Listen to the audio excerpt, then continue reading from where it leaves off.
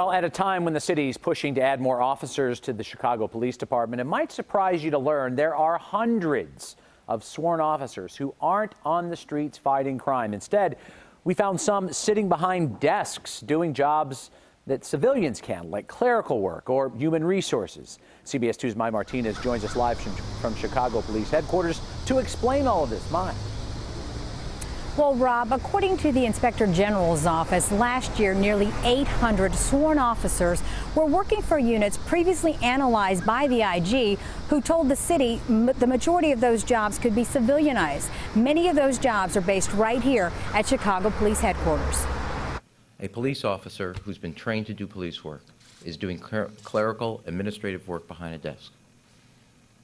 Now, why would you ask the taxpayers for more when you're not using what you have today well?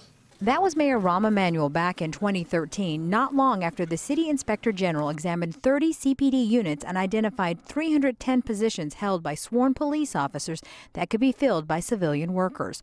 Alderman Scott Wagisback remembers the report's findings and CPD's response to them. We were under the impression that they were making an effort to move these officers back out there where they should be. In fact, in this 2016 news release, CPD announced more than 150 officers were headed back to the streets as, quote, part of Mayor Emanuel's commitment to civilianize more than 300 positions at the police department.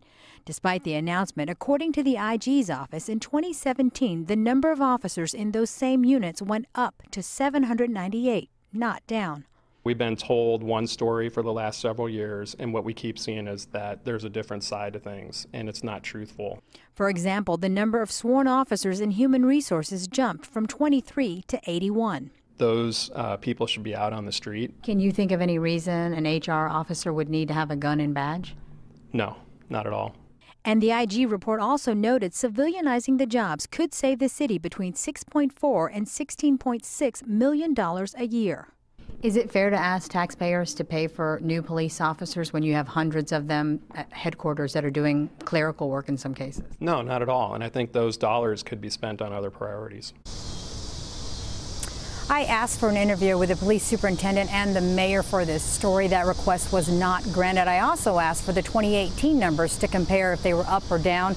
Those numbers were not provided to us. Wagisback plans to bring this up at budget hearing meetings coming up in the fall. Reporting live from Chicago Police Headquarters, Mai Martinez, CBS 2 News. Rob? Mai, you outlined the problem very clearly. Can anybody explain why this is happening when they're talking about having more officers on the streets?